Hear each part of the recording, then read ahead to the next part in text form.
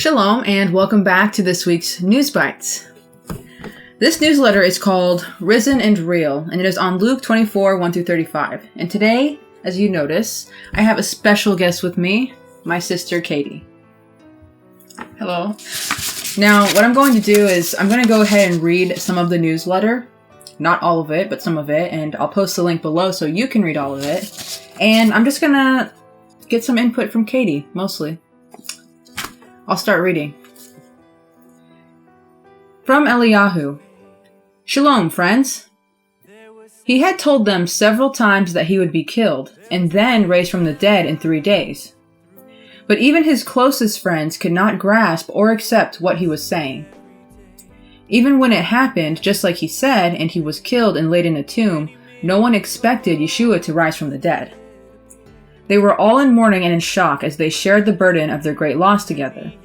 When word came from trusted friends who had been there that the tomb was empty and that Yeshua had been raised from the dead, his closest disciples still wouldn't believe it.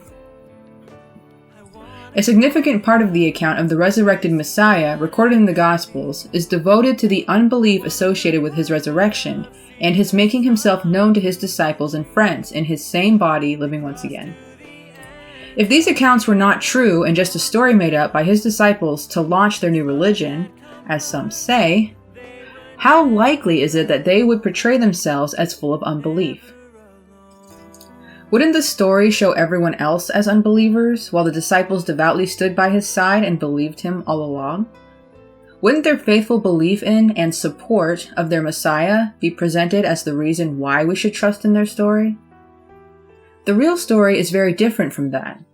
The real story presented in the Gospels, the story in which his disciples failed him at every turn through and immediately after his ordeal, death, and resurrection. According to that real story, they acted just as we probably would have acted in their place. Death is final. We all have seen it, and we all have dreaded it.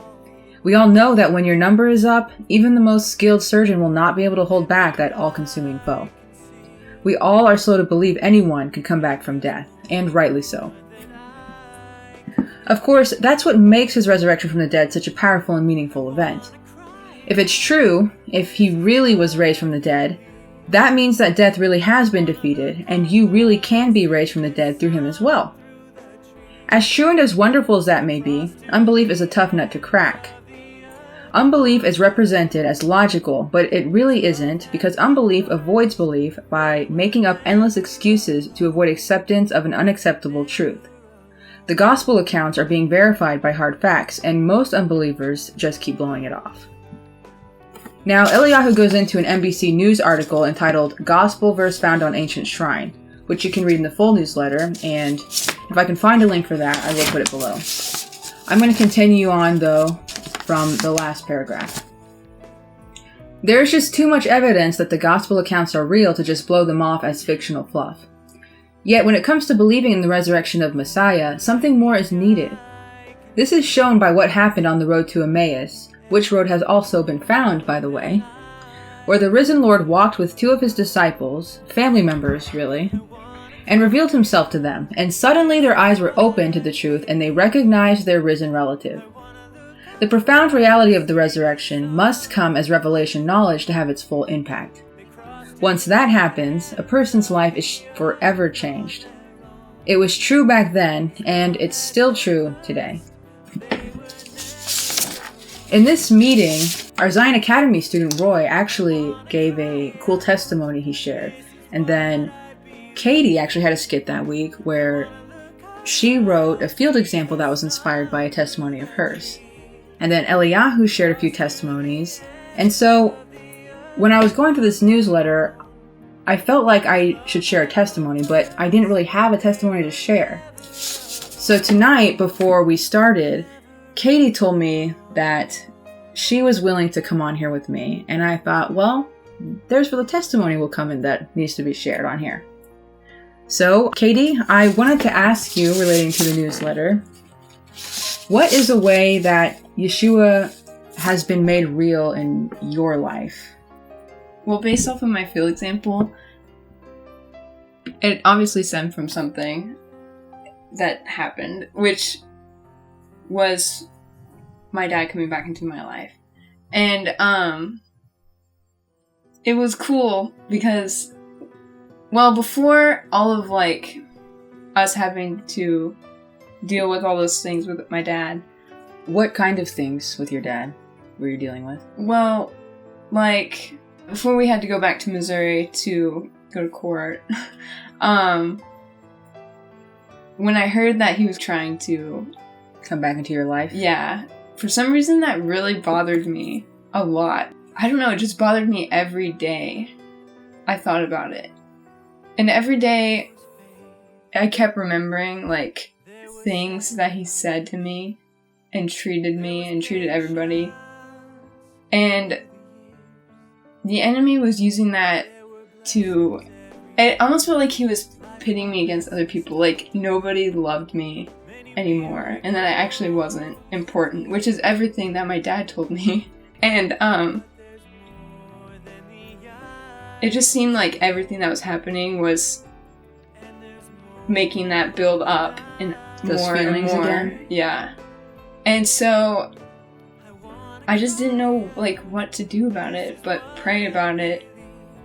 Well, and then it kept bothering me, and I still had my field example that I had to do. And I didn't know what to do with it at all. I had absolutely nothing. And was all this going on with your dad while you had to come up with your field exam? Yeah. It was like the week before. So I only had not that long to work on it. It was funny because I actually almost thought maybe I should just tell somebody that I can't do this. So then we were on our way up to Missouri, and the Shabbat meeting before, when it talked about Yeshua's death. And of course I was feeling like unimportant, unloved, and all these things. Right. And that meeting, I think because of those feelings, it like amplified the fact that like he died for me. You know what I'm saying? And he died for you, and he died for everybody, but it's the ultimate love. But it's the ultimate love. And it was something that he could give me that I felt like, and that you really can't get from anybody else. Yeah. And that like just touched me. Yeah. Especially when you are remembering all these things your dad told you that you weren't loved. Yeah. And it just like, I don't know, it's just like amazing. So then we go up to Missouri, and I'm still like bugged about it, like really bugged. But I do know that he loves me, and he is with me through all of everything that's going on. And I just felt like I just didn't know why it was bothering me so much. But I think the reason though that all of those were happening was so that I could realize that, and that he's living in me, and that he does love me. He's with me through everything. But I wanted to be able to express that to everybody. So anyway, all of this is going on, and The stressful stuff.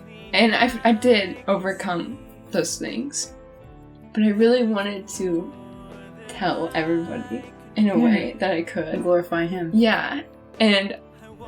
But I still had nothing from my field exam. And I was like, okay, it's the resurrection. But I experienced all of this in the last Shabbat meeting. Right. And so I was like, I just don't know how we can tie that in. So I prayed about it. And I was like, if I can do this, then I really, really want to do this. But nothing came to me. It was that night. It was the night before we had to film. And I was like, dreading it. I had absolutely nothing. And so I just quit for the night. I can't think about it. Like, I could, but I had nothing, so I didn't even want to try. And, so I was sitting on the couch, and I get, like, instantly everything that I can write and put in there that had something to do with my dad. Without, like, being, you know, obvious. But, and I was like, oh my god, it's happening. It actually is happening. The skill was coming to you? Yeah, it came to me instantly. And it was exactly what it needed to be. Right. And so it just expressed all of that. And it was perfect because he did die for me, but he was raised. You know what I'm saying? And he is... Exactly, he's victorious. That means he's in me and he's in you. And that means we can, like, overcome and do all these things. Yeah, that resurrection power that he had is in each of us to overcome. Yeah. You know, I didn't know that you felt that way, to be honest. Yeah. When your dad came back, because I knew you felt a lot of those things when you were a child because of the things you did say, but I thought that you had actually really, I thought that was gone since a long time ago. Yeah, I did too. Right. But when we're in those moments is when he can shine, because it's those weak moments where he shows that he is strong. Yeah, exactly. It's true. He allows these things to happen so that you get to the point where you need him. And he's the only thing who can fulfill you and heal you. And he can do that. And he wants to do that. And he's willing to do that. Absolutely. Absolutely. Because he loves you. Yeah.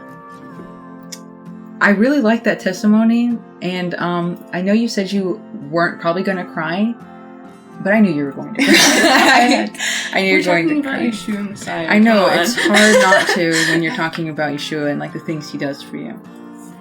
I think actually a lot of people will probably find your testimony really encouraging, because a lot of people today don't have both parents in their lives. And one of them are usually a little hurt themselves or messed up and don't really treat their kids the best or the people around them the best. And I think a lot of people your age and my age had parents like that and deal with them. But then they don't know where to get love. But he's always ready to love them when they come to him. Right. And it just would be so important for those people to know that they can rely on Yeshua. Right. And he wants them to. Yeah. As long as they give themselves to him. Yeah. And just rely on him. They don't have to live life alone or go through life alone. Especially since it's going to get harder. Yeah. Well, I really enjoyed your testimony, Katie, and I hope that people will be leaving comments below about how much they enjoyed your testimony too. There's actually quite a few testimonies that are already on our other channels that I'll give links to below. And so, thank you, Katie, for joining me. I didn't expect you to volunteer because you're so shy and you seem so unwilling to be filmed, but I know it had to be Yahweh leading you to share this with us. So thank you.